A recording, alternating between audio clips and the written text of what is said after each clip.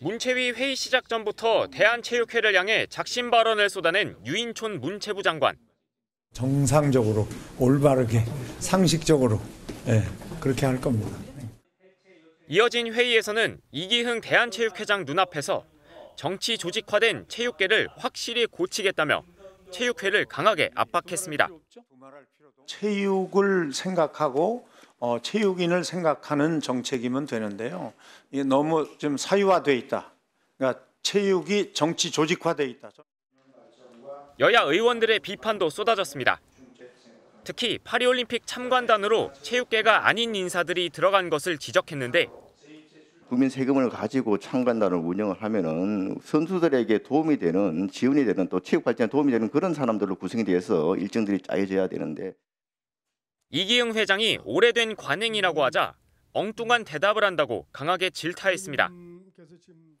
참관단 문제는 이게 과거 오래전부터 해왔습니다. 참관단이 확정되게 된 거는, 늘어난 거는 이제 통합을 하면서 이렇게 됐습니다. 동문서답하면서 실제 왜 필요한지에 대해서 설명을 안 해요. 한편 문체부는 배드민턴 협회와 축구협회 등 체육계 진상조사 결과를 이르면 추석 전에 발표하겠다고 밝혔습니다. 왜 하신 겁니까? 해병대 캠프. 지금 대한체육회 이런 문화가 남아있는 게 진짜 놀라워요. 선수들은 아주 좋아했습니다. 에이, 제가 보니까 평가서를 보니까 좋지 않던데. 지금 정부 차원에서 체육회 연간 보내는 예산이 얼마입니까? 약 한 5천억 정도 된다고 봅니다. 문체부가 어떤 형태로 이제 감독이나 체크하는 부분이 어떻게 되는 겁니까? 지금 배드민턴 협회가 자기들이 진상 조사한다는데 조사를 받아야 될 사람들이 진상 조사하겠다고 해서 못하게 한 거고요. 그 외 안세영 선수 지적한 한 7개 분야가 그게 그대로 낡은 관행인 거죠, 사실은. 협회 내의 예산 집행 문제 이런 걸 전체적으로 다 들여다보고 있습니다. 예정은 9월 안에 끝내는 걸로. 네, 말씀드린 것처럼 이 배드민턴 안세영 선수 어떤 작심 발언으로 좀 이어지는 모양새인데, 자, 이종훈 실장님, 이 유장관, 유인촌 장관이 이 체육 조직이 좀 정치화돼 있고 너무 괴물된 거 아니야라고 하고, 이제 이기흥 체육회장은 낡은 관행 이거 아니고 다른 측면도 있는 것 같은데요라고 약간 공격과 또 수비를 좀 주고받는 미묘한 관계가 보이거든요. 어떻게 보셨습니까? 체육인들은 이미 오래전부터 대한체육계의 문제점을 지적하고 있었습니다. 그리고 최근에 드러난 건 대한 축구협회, 네. 대한축구협회 홍명보 감독 선임 과정에서 정몽규 협회장이 어떻게 했는지 이런 것 때문에 축구인들은 대한체육회와 대한축구협회를 굉장히 비판했거든요. 근데 일반 국민들은 지금까지 몰랐습니다. 그런데 안세영 선수가 저렇게 항명을 함으로써 대한체육회 문제가 지금 드러나기 시작했고요. 간단하게 말씀드리면 대한체육회의 그 산하는 완전히 다른 나라로 독립돼 있습니다. 네. 지금 아까 지적했듯이 연간 5천억 원의 우리 국민들의 혈세가 예산이 가요. 그러면 그것을 대한체육회가 각 57개 연맹에 교부를 합니다. 네. 그런데 감사 한번 제대로 못 받습니다. 왜냐하면 자기네들이 우리들이 감사할 테니까 건드리지 마라. 우리는 독립적이다라고 주장을 하면서, 예를 들어서 대한축구협회에 지금 그 홍명보 감독과 관련된 선임과 관련된 문제가 규정을 위배했다 해서 그것을 이 문체부가 들여다보려고 하니까 축구협회 뭐라고 하는지 아세요? 피파에 제소하겠다 이렇게 나섭니다. 그러니까 당연히 예산이 집행되는 곳에 감사가 있어야 되잖아요. 들여다봐야 되잖아요. 이런 문제만이 아닙니다. 예를 들어서 연임 문제. 지금 정몽규 협회장, 축구협회장이 12년을 지금 독재를 하고 있어요. 혼자서 하고 있어요.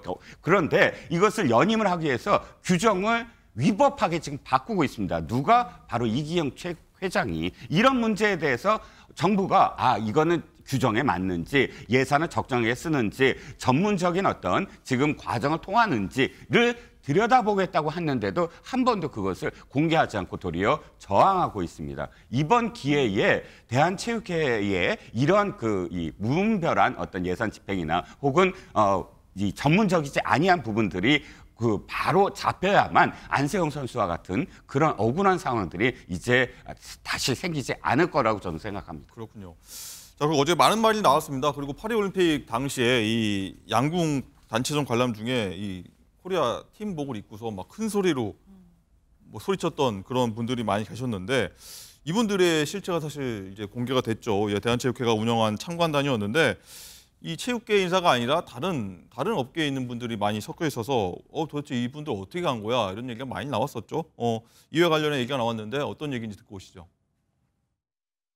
전혀 체육과 관계 없는 종교 인사들, 병원 행정원장 이런 분들이 대거 포함돼. 수협 같은 경우는 올림픽이라든지 국제대회가 있으면은 몇 달 전부터 장어를 1년에 매달 300kg씩 줍니다. 선수들 특식으로. 조계종 같은 경우는 선수촌에 저희가 법당과 성당, 교회를 운영합니다. 그런데 다른 단체는 좀 활동이 미미한데 조계종은 굉장히 적극적으로 합니다. 선수들을 심지어 전지훈련까지 보내줍니다.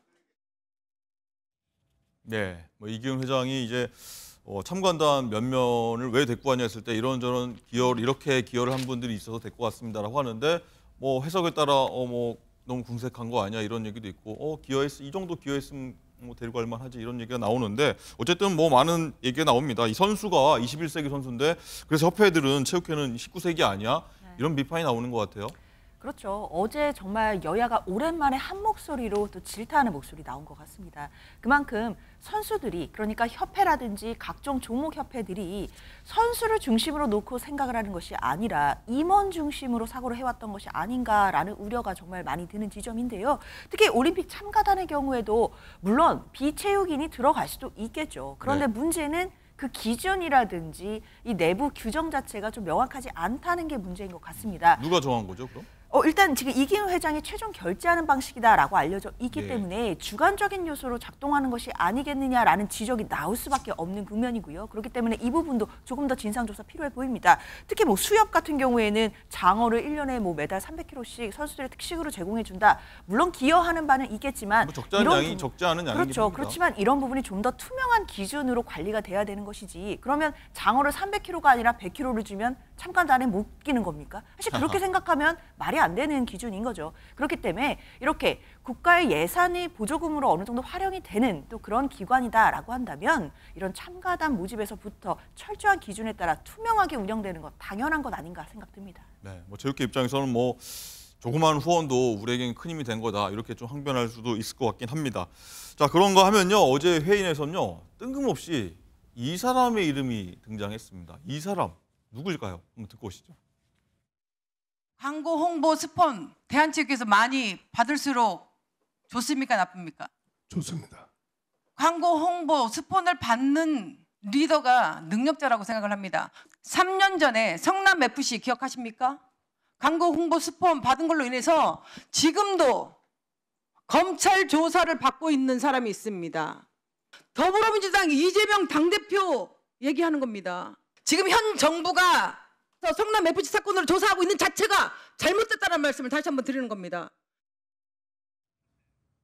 네, 저희가 이 후원 얘기를 하고 있는데 스포츠 후원을 받을 수 좋다가 얘기하다가 갑자기 다른 길로 좀 샌 것 같거든요, 실장님. 네, 이재명 대표와 관련돼서 왜 민주당이 방탄국회를 하려고 하는가, 네. 어떻게 하는가가 지금 또 보여지는 것 같아요. 지금은 대한체육회와 관련된 운영 그리고 선수들이 얼마나 지금 이 시대에 맞지 않는 그러한 제도 때문에 고통스러워하는가 이것을 지금 말씀하셨듯이 변호사님 말씀하셨듯이 오랜만에 여야가 한 목소리를 한 와중에 이명경 의원이 갑자기 이재명 대표의 사법 리스크 중에 하나를 끌고 왔어요. 이게 왜 말이 안 되냐면 대한체육회 예를 들어서 양궁협회장이 지금 정의선 축구 지금 현대 자동차 회장입니다. 그러면 어마어마한 지금 돈을 투자를 해서 양궁에 금메달을 땄습니다. 그런데 현대의 어떤 이권이 지금 개입이 됐습니까? 정부가 현대의 어떤 이권을 들어줬습니까? 그런 게 아니잖아요. 그야말로 양궁 선수들을 위해서 지금까지 투자한 겁니다. 그런데 성남FC는 다르잖아요. 두산이 예를 들어서 지금 후원금을 줬습니다. 그런데 특혜를 줬습니다. 두산한테 그 직전까지 이재명 시장이 성남시장이 절대 불허했던 그 용도 변경, 병원 부지의 용도 변경을 해줘서 어떻게 됐습니까? 그 땅에 어마어마하게 오르고 분당 두산 타워 그러니까 본사가 거기로 이전하게 만드는 그런 특혜를 주지 않았습니까? 네이버, 뭐 차병원. 근데 이것을 지금 체육 관련돼서 기부금과 후원금으로 같이 상쇄를 하려고 하는 것은